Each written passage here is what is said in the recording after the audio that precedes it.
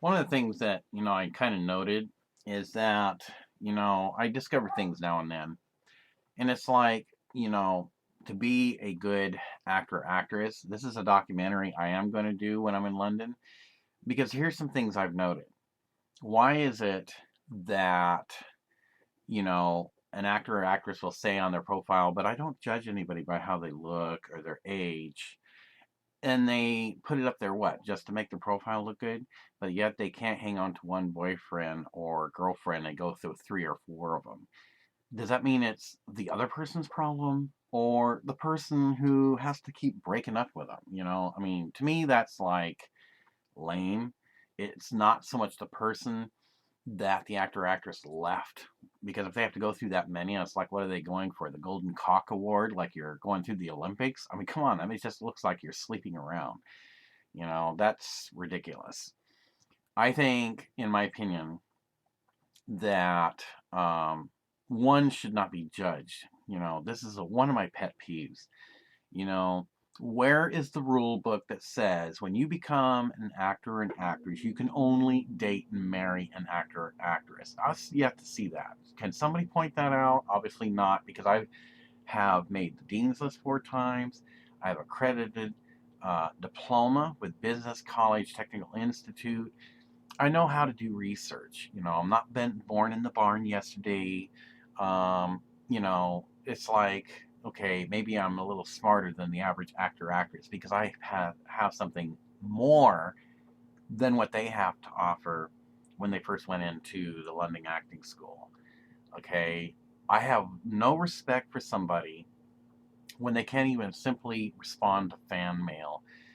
I've come across many fans who are no longer fans of someone who is supposed to be trustworthy, and I feel heartbroken, and I won't go public with this yet, but I will eventually, because I think my crusade is to expose those who lie.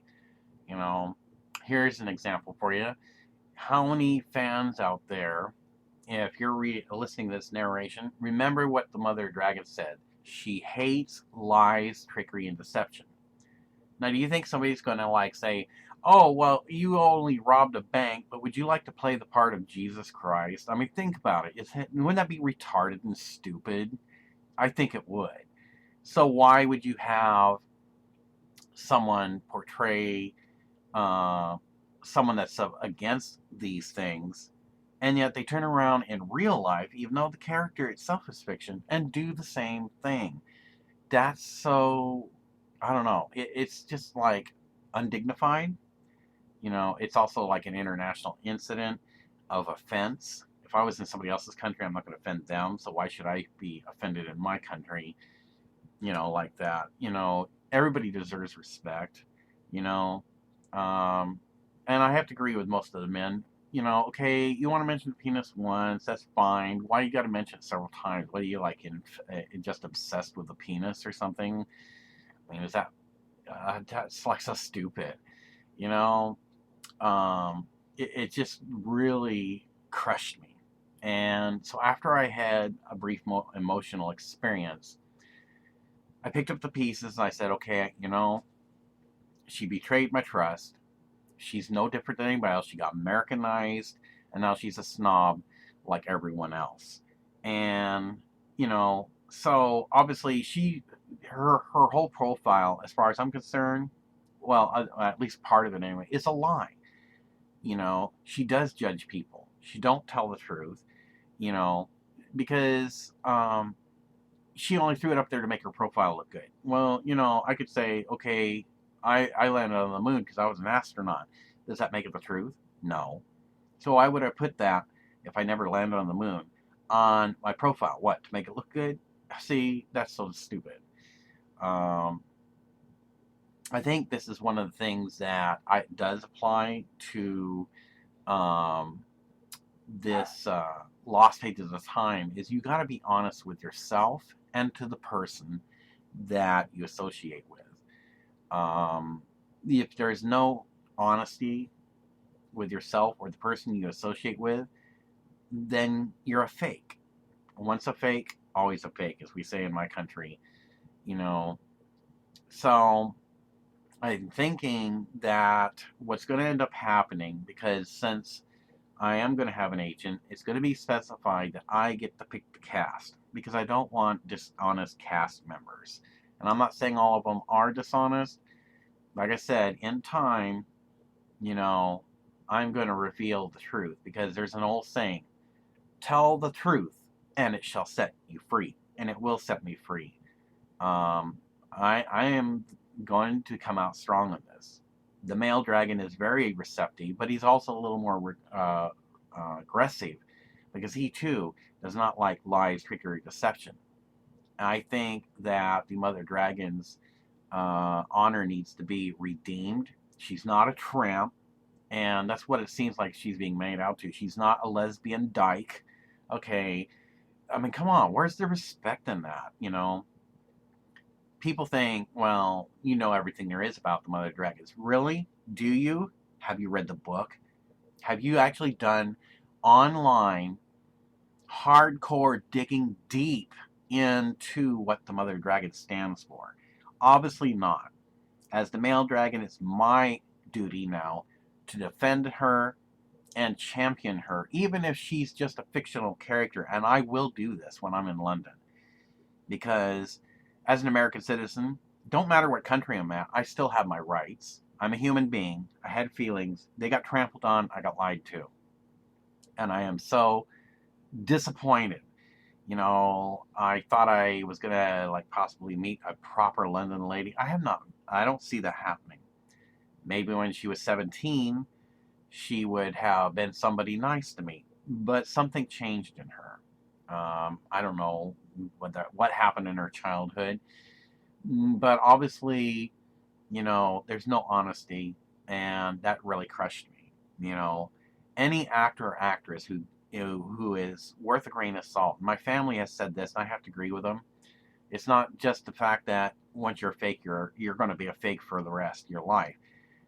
You can marry into money. You can marry into stardom, and when you get old and die and laying on your deathbed, you think any of that's going to matter? Nobody's going to care about your name.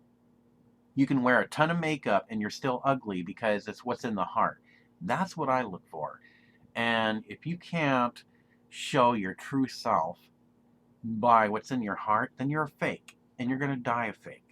You know, you're never going to be that good of a star. Just having your picture in magazine stuff don't mean crap. You know, this all it is just looking at the outside. Again, judging. You may not put it word for word, but it's just judging somebody and not even once taking the time to see what kind of person I am. I'm very outspoken, and that's just the way I am.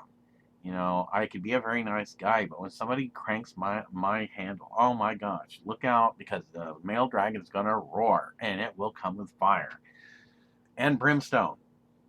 So, um, you know, I think what I need to do, and I've seriously given this some thought, is that the real mother of dragons needs to be found. I think, you know, and it's okay for people to admit they made a mistake. You chose the wrong person for the mother of dragons. You know, her acting skills may be good, but they're not that good. It's why I'm going to be introducing something called realism. Okay, realism is where, yes, you do have some character names, but you also use your own name. Because if you can't be honest in life, how can you make out that you're this honest person in character? It goes hand in hand. Again, same analogy. Uh, you're not going to, if you're doing a Christian movie about the life and times of Jesus Christ, hire somebody who robbed a bank or a 7-Eleven store here in America now, would you? That would be kind of like stupid. The whole thing about Jesus Christ is that he didn't commit sins, rob banks or 7-Elevens, not that they would have that, or even just simple marketplaces in Jerusalem. So you want somebody that's going to fit the role appropriately. I don't think the Mother Dragon's role was fitted appropriately. Um, you know, because if the way you treat a person in real life, that's not how the Mother Dragon's way to treat somebody. I've dug into much printed out and researched the mother dragons, and she is a queen to be respected. Yes, you don't want to tick her off, but at the same time, she's one that will give somebody an audience if they're reaching out in common courtesies and respect. She's going to give that back. That's what a real queen does. Obviously, no concept on that there. Um, I'm going to prove this even further because I'm going to find out how to get this book that was written by the original author. And I want to see word for word where it says that she um, likes to get it on with females or she just likes to sleep around.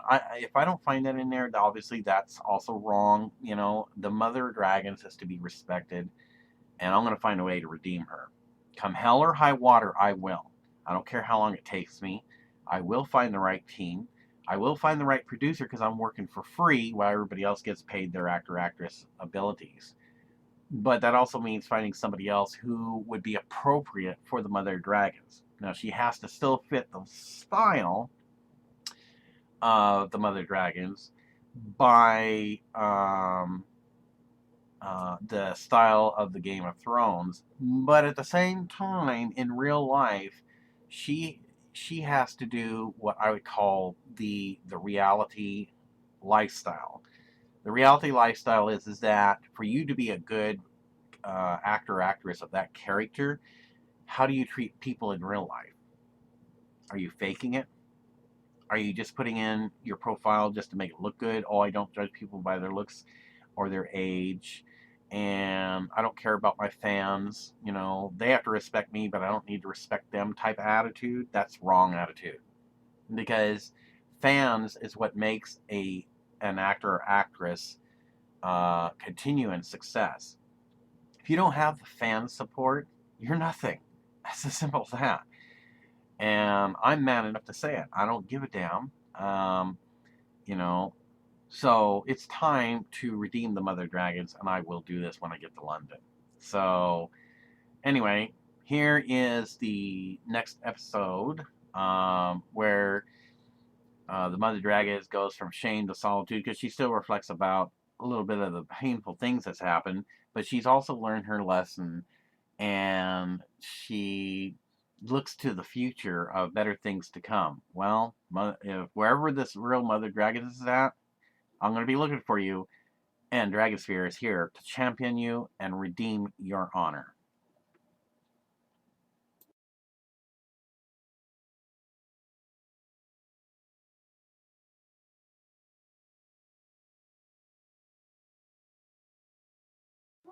In the next episode, uh, uh, 6, Rebuilding Fallen Stones.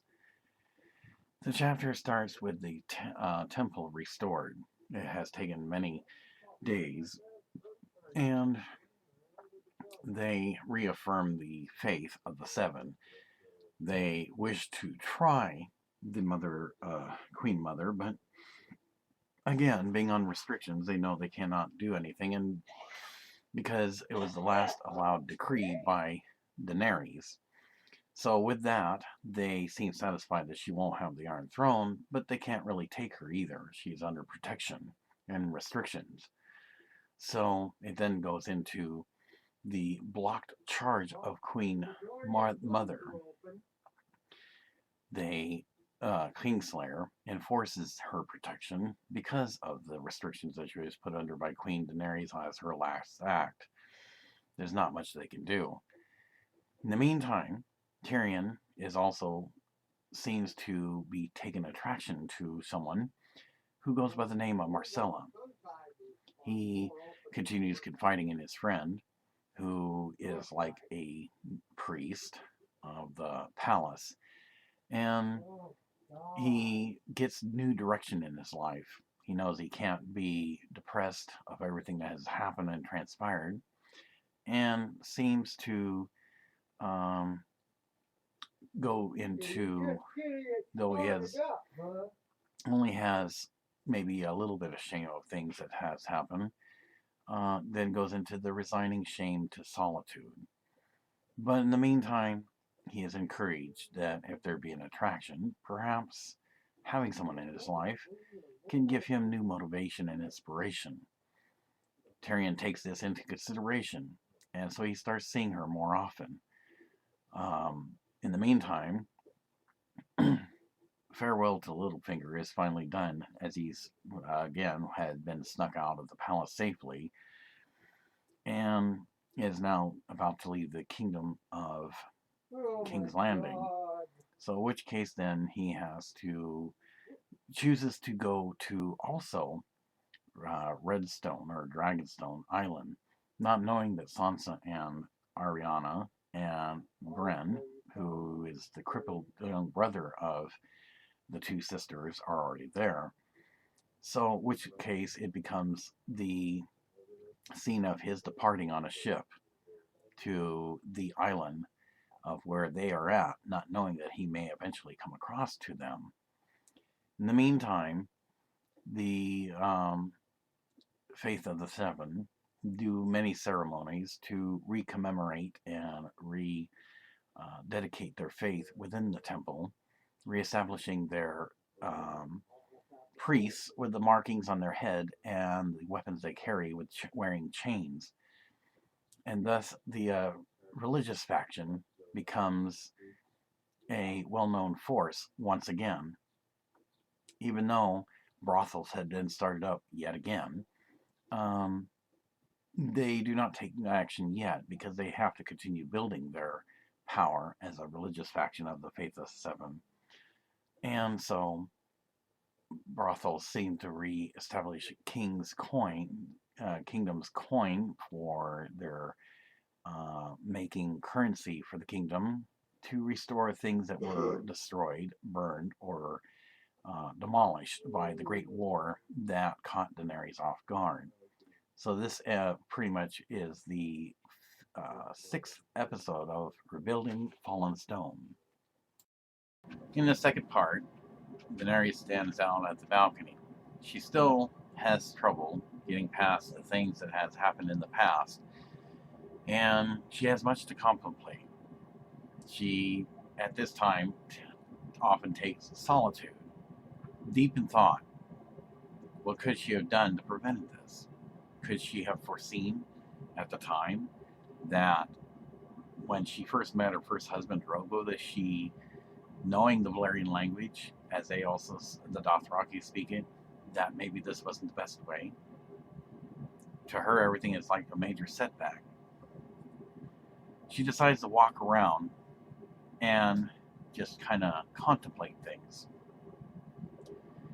As she works her way down to the outside areas of the palace, she, of course, has nothing to worry because the Unsullied warriors are nearby and would always come to her defense no matter what the circumstances are of the situation of not being able to hold the Iron Throne of Swords for the realm of the kingdoms for longer than 3 days. She looks up in the sky with hope. Sometimes tears flow from her eyes, and she thinks, will I have a chance to sit on that throne again? Will I actually have the throne?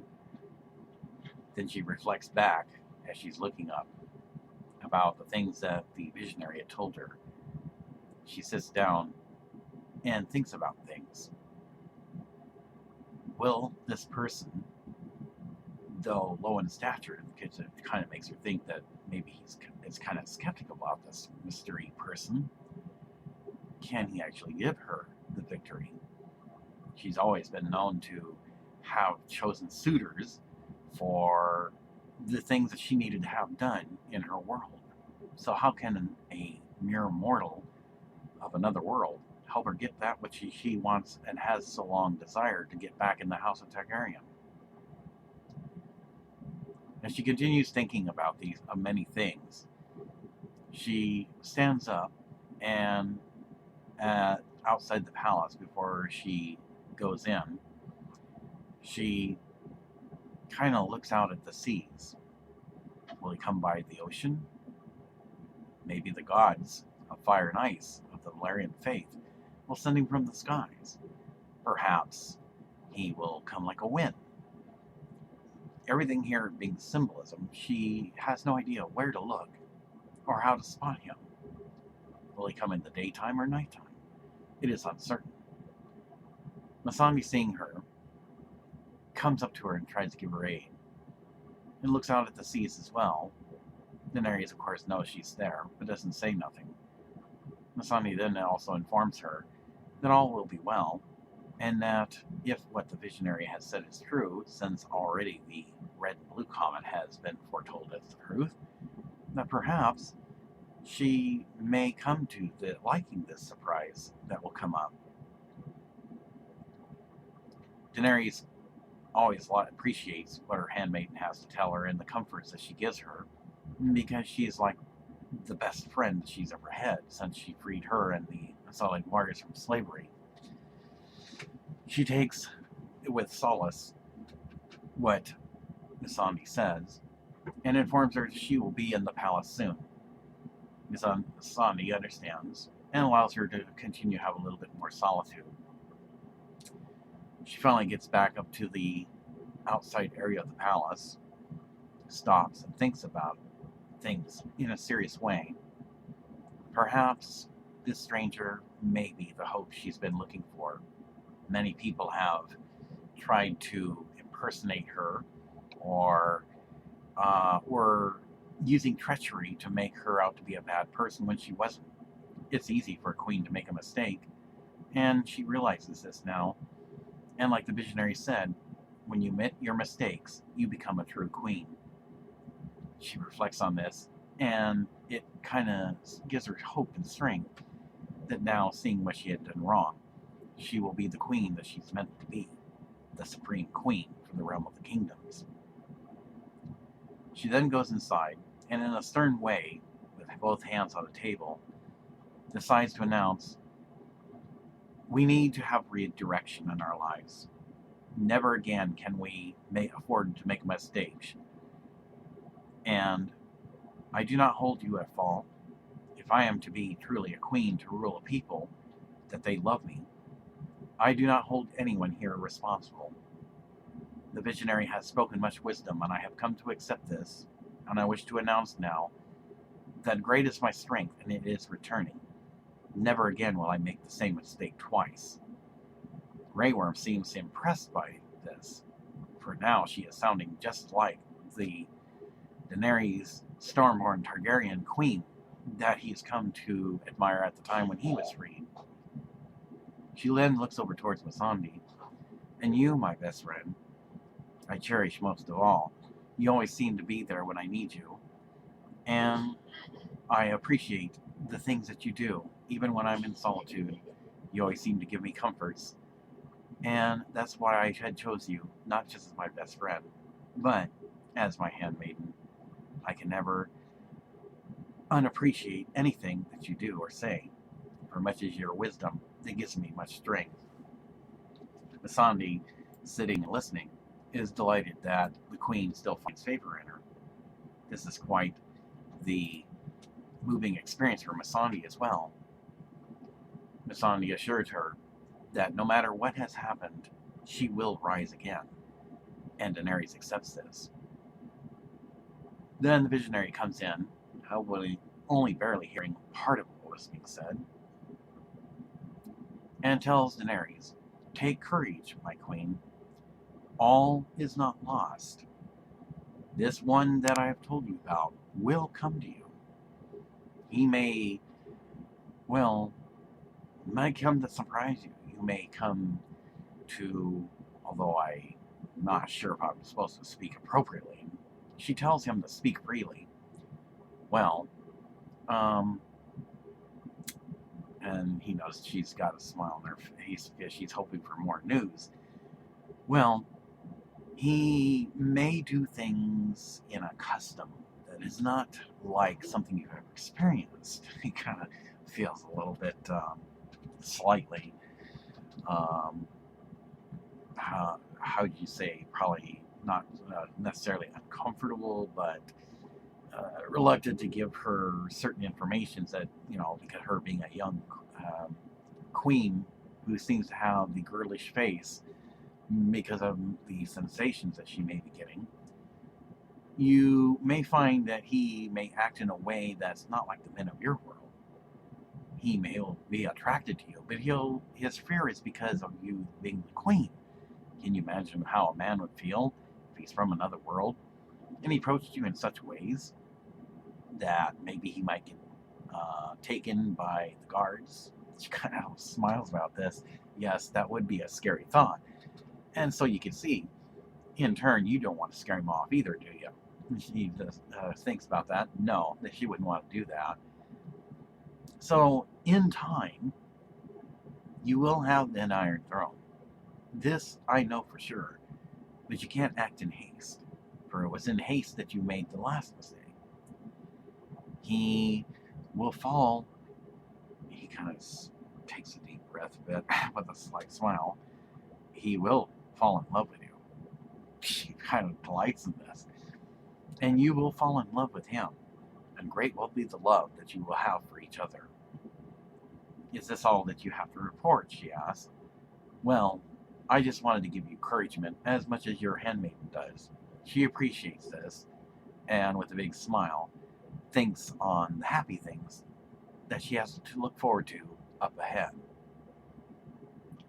Meantime, back at the kingdom of Atlantis, the cousin of former King Lannis, confides now through his advisors how to establish his first claim to the Iron Throne. Now that he has been crowned king of place of the former King Lannis, he gets much worded advice that if he's going to make a claim to the Iron Throne, he must write a scroll out and have it publicized and documented. He agrees to this. In the meantime, the woman in red, though he does not accept her sorcerer's ways, has been quite busy.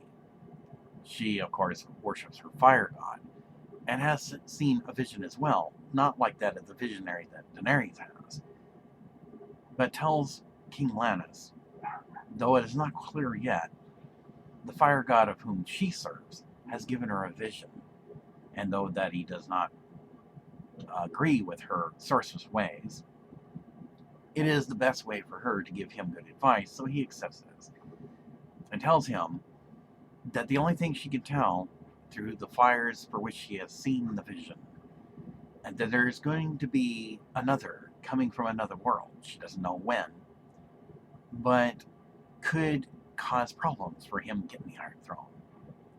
He does not like the sound of this, and he decides then to trust her with her spiritual ways.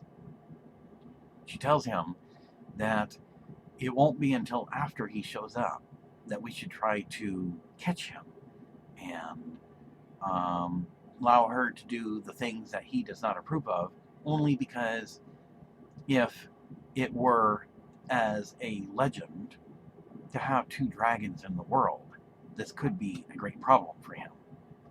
For it's bad enough that you have the mother dragons. Can you imagine how bad it would be if there was a male dragon? He thinks about this, and that does sound very disturbing. To have two dragons in the world would be quite the historical moment for their world, and it is something that he does not want to see happen. So he agrees to allow her to have her ways, so long as it does not involve burning innocent people or children at the stake. Because, as he said before, if he ever finds of this, he will kill her himself. So she knows not to overstep her bounds, because he does not submit or support the killing of innocent people or children by burning them at the stake. At least he has one thing in his favor.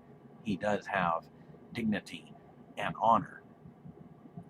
So with that, then it ends with the scene of the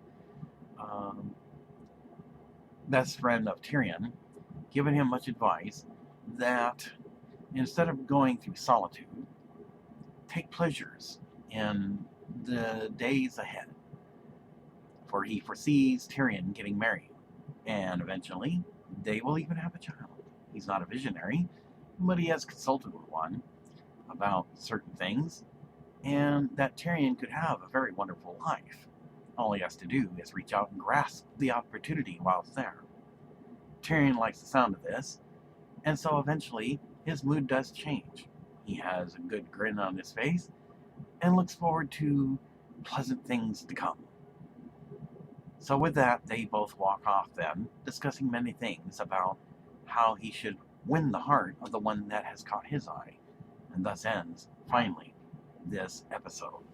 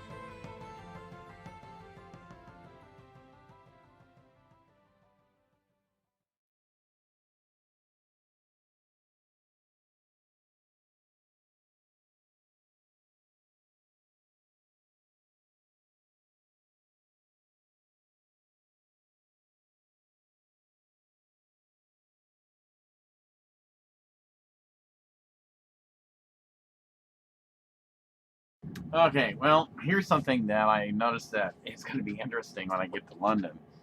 While I try to find somebody who's faithful and true in their heart and doesn't lie to their fans, to guide me in London, to show me the do's and don'ts, and learning proper etiquettes, and maybe even help me pick out a whole lifestyle of clothing so I can do my modeling while going to the London Acting School, so I can turn the heads of women now. Because now it's my turn to unleash uh, the dragon. We'll just leave it at that. And you can find women magazines I can go into since Emily, I went into men magazines. Well, she had her moment. Now it's my turn because you know what they say: when there's fresh meat, many come running, and it just depends on how hungry one is. Much symbolism I can speak and words of wisdom because I am, after all, the male dragon who's very receptive.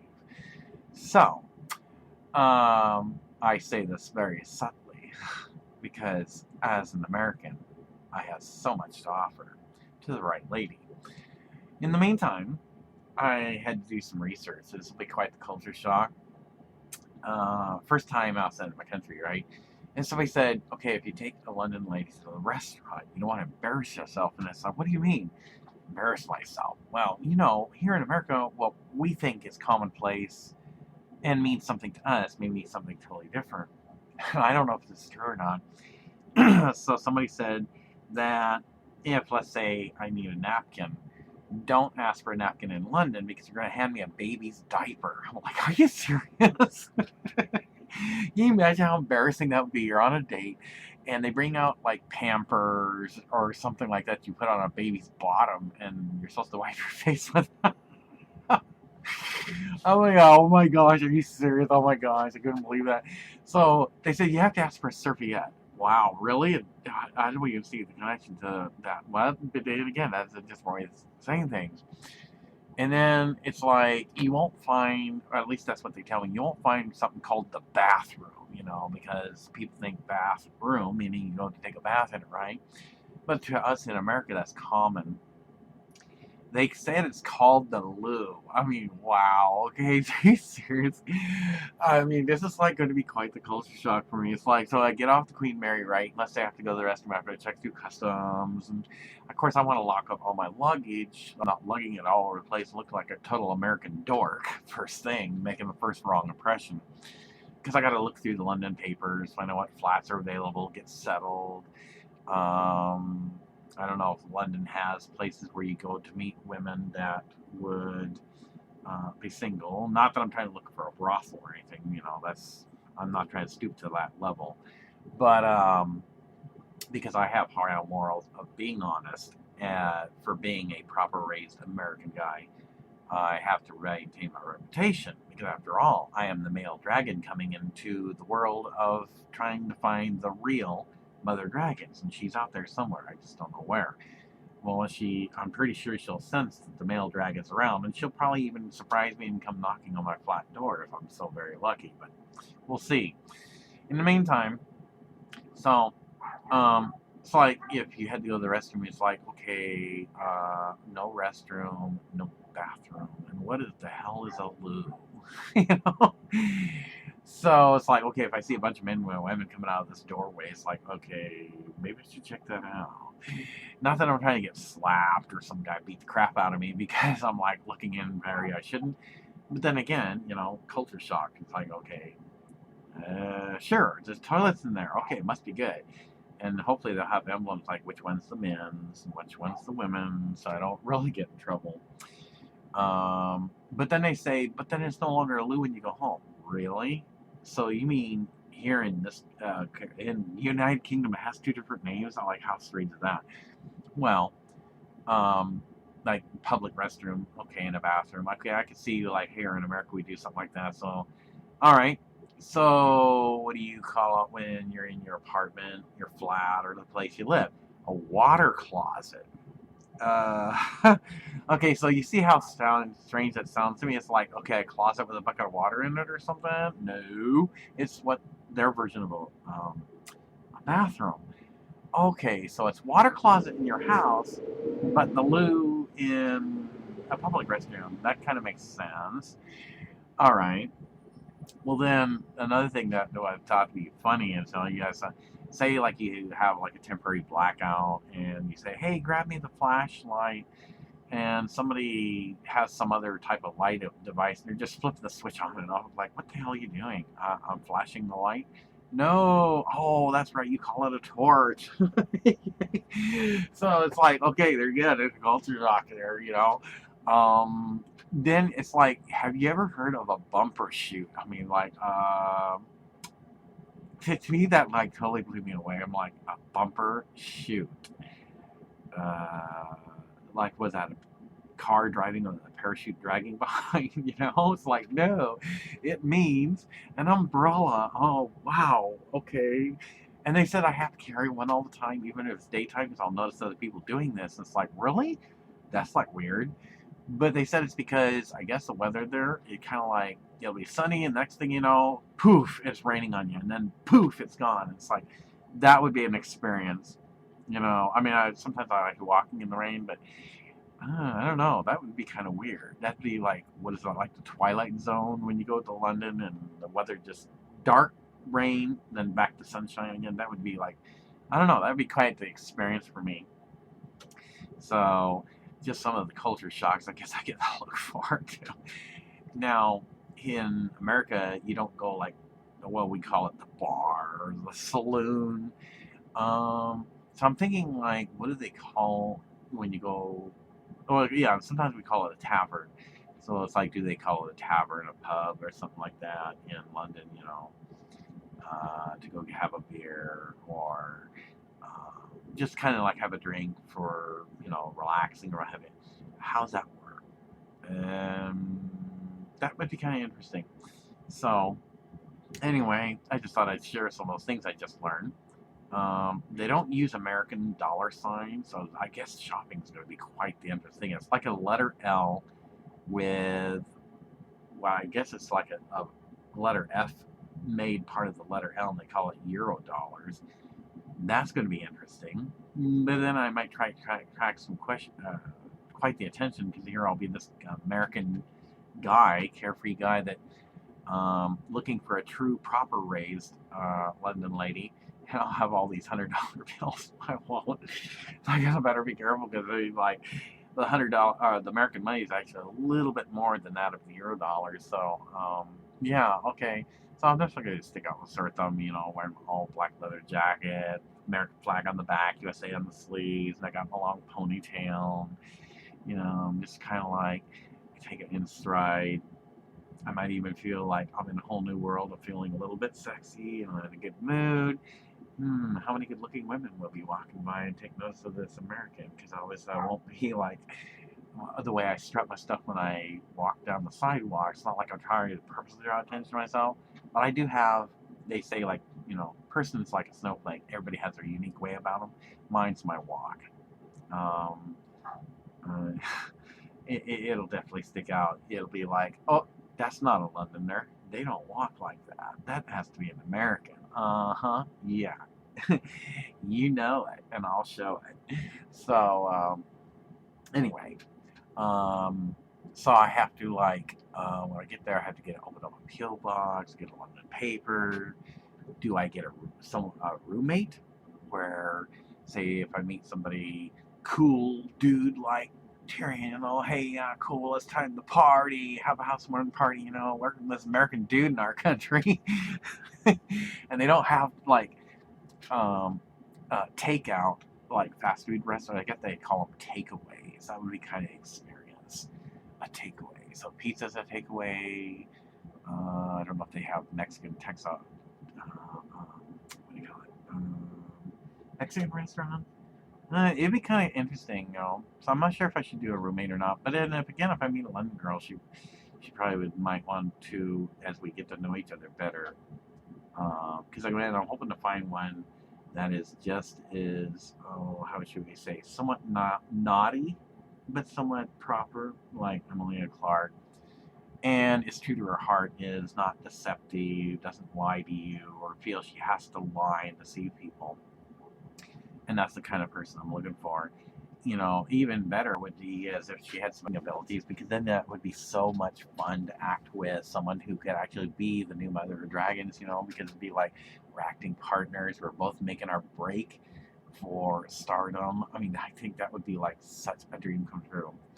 Because again, I don't see anything that's going to happen from this point now that I've discovered the truth of everything, unfortunately, which was much heartache for me because never once have I been contacted with much appreciation or thanks for my compliments to the fact that somebody made an impact in my life. So that somebody, I guess, apparently, well, just turned out like everybody else, you know, just only cares about what they want. They don't care about anybody else or anybody else's feelings.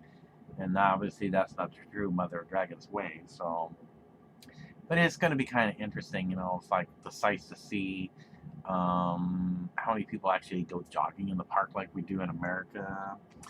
You know, because I kind of go like with me being the character in the motion picture, I'm actually living my character. Again, realism. This is what I'm introducing. And I'm running in the park of London, you know, in my shorts. Is that going to draw attention? Hopefully, not bad attention. And, you know, just checking out the scenery. Hopefully, the scenery is very, very good. And getting registered at the London Acting School. Of course, I want to have a housewarming party. It's an American type thing, you know, so hopefully I'll make a few friends easily. Um, then I, of course, will reveal how it is I came to London and reveal the truth that I've discovered because I don't believe I should lie for anybody. No one's done me any favors other than the fact that the impact it's been on my life. Yes, that was good, but the simple fact that I feel I've been disrespected and betrayed, you know, that's not good. And I don't see why I should remain silent about that. So I'm going to be very outspoken and tell the truth because truth shall set you free. And that's just my American custom. You know, I'm like the Mother Dragons. I'm not going to take anybody's BS either. If they don't like it, they kiss my hairy butt. I don't give a rip. So, anyway, other than that, my positive attitude will be to kind of hopefully have somebody who will guide me.